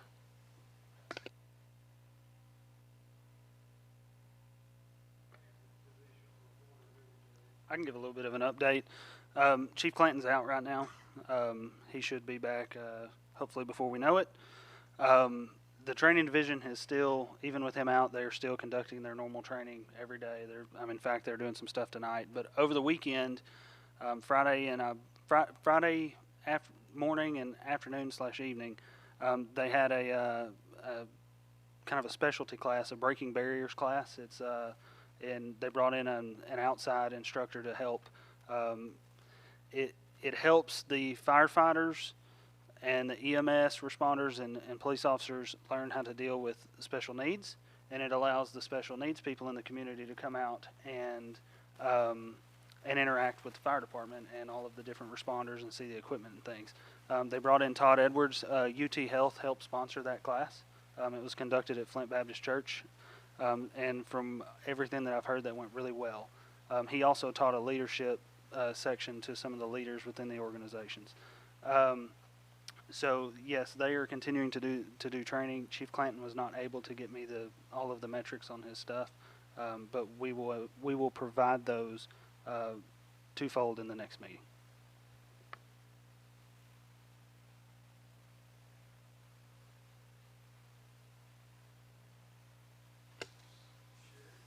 Okay. The phase 1 of the battalion chief interviews were done last week, and phase 2 interviews are scheduled for October 14th. I've also been working with Bill on the workers' compensation, which some have referenced that Texas Mutual required acknowledgments be signed by each volunteer, and so I've been collecting those from each of the departments. The deadline on that is this Friday. And then I've been processing the volunteer applications and keeping the chiefs notified as the status as they're getting cleared. And then I'm also reviewing the handbook, and I'm making notes of the things that I see that need to be updated and policies that need to be implemented or changed. And then I'm also assessing compliance training that we need to do and the resources that I have to make that happen, and finding the resources for that, which I think I've found a good resource with HR Simple. It can push out videos and to be viewed, and then I can keep track of those applicants as well. But I'm still exploring that, so nothing is set in stone. The EAP program, they also offer some of that kind of stuff too, if you'd like to look at it. Okay. Yeah, this was the first I'd heard about the EAP program, which in the future I'd like to be included in those conversations if that's. We've gone down a long path, and sorry for not including you more. No, that's fine. I mean, I'm new, Yeah, so, we will. you know, I've only been here a month, Yeah, but I we- would like we to be will, yes. included in those Absolutely. conversations. And that's all I've got. Are you getting Unless good you have response back from the chiefs on that stuff you need and it has to be in by Friday? Yeah, I'm getting it mixed, so. Yeah. But I have sent out several emails, and many have responded that they'll get those to me, so I Yeah. trust that you all Chiefs, will do that. please get that information to her, because if you don't, your guys may wind up with no workman's comp insurance. Yeah, Okay. it is a requirement of Texas Mutual. Okay. All right. Chief Information Officer report. So we just have a couple notable things. We did have 2 deployments of the command platform, one for the triathlon and then one in support of a military veteran event in Bullard. And we have gone back to our Monday through Saturday hours, so we do have availability for volunteers on Saturday if necessary. And that's all I got. Okay, thank you. Director of Finance report. Commissioners, I have provided y'all with a, excuse me, an expense reallocation in your packet. This reallocation moves insurance proceeds for the repair of 2 different fire trucks that were reported incorrectly to GL account number 51250, which is our insurance proceeds. So when those checks came in, they were put into that particular account. They should have gone to the vehicle repair account where the expenditure actually occurred for the repair of those vehicles. So I did make that change. It was approximately $42,000 that we moved from one account to the other. I am also working with OpenGov to develop a software conversion schedule.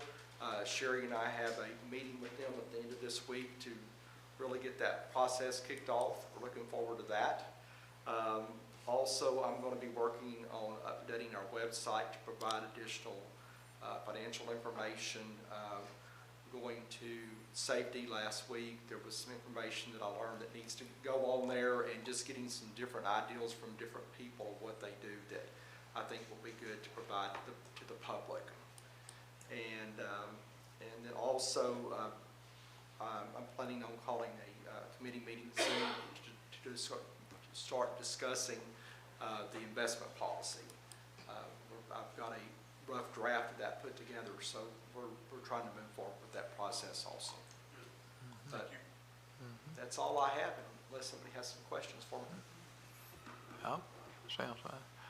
Chief Operations Report. Thank you, Bill. Okay. In your board packet, you see that there are 3 different attachments. The first one is the August incidents, which is the normal one that I've been providing every month.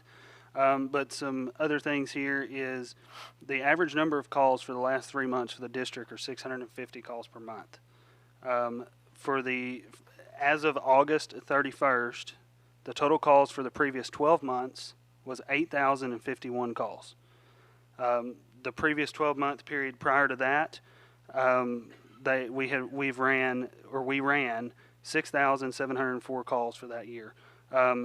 Over 500 of those calls and the increase of that are medical calls.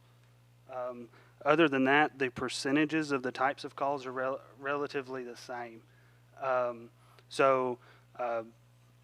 The structure fires, the MVAs and everything, most of the percentages out of the totals are pretty close to the same.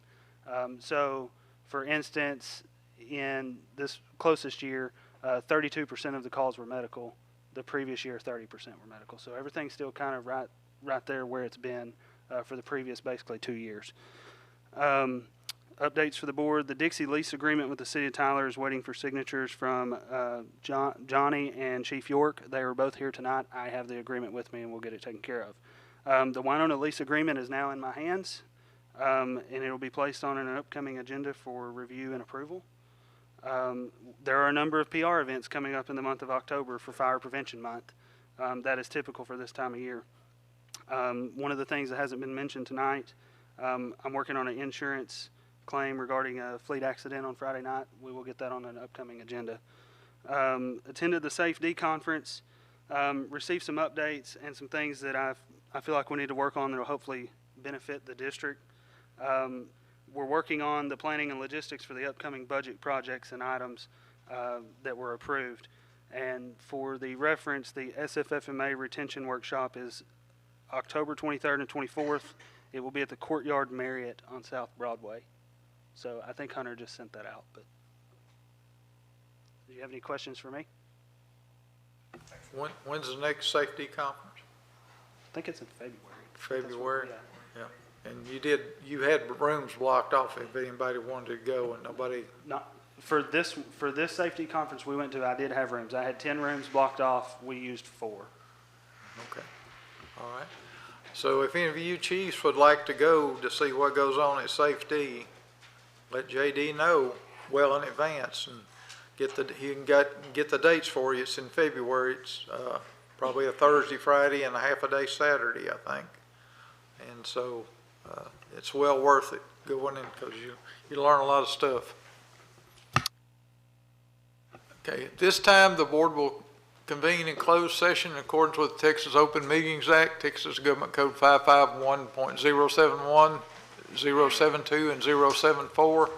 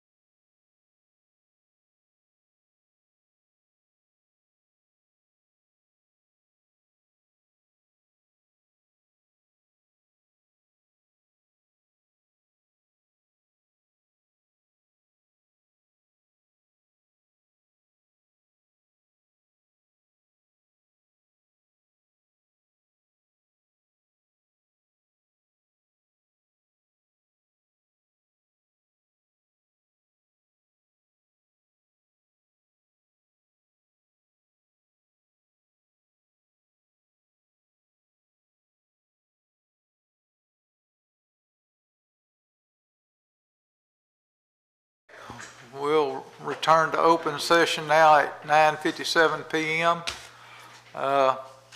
There's nothing to discuss. The agenda was out of order here, so 23 should have been 22, and 22 should be 23. So after going into closed session, there's nothing to vote on or no action to be taken from the closed session. And at this time, discuss and consider taking any necessary action on ESD2 org chart. Yeah, no action. Okay, I'm going to table it. Yeah, motion to table. Okay, I have a motion to table the org chart, and second by Commissioner Biggers.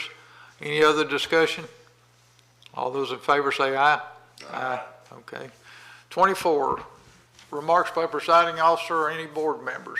Charles, you have anything? No, sir. Mr. Biggers? Not this time of night. I would like to know, has there been any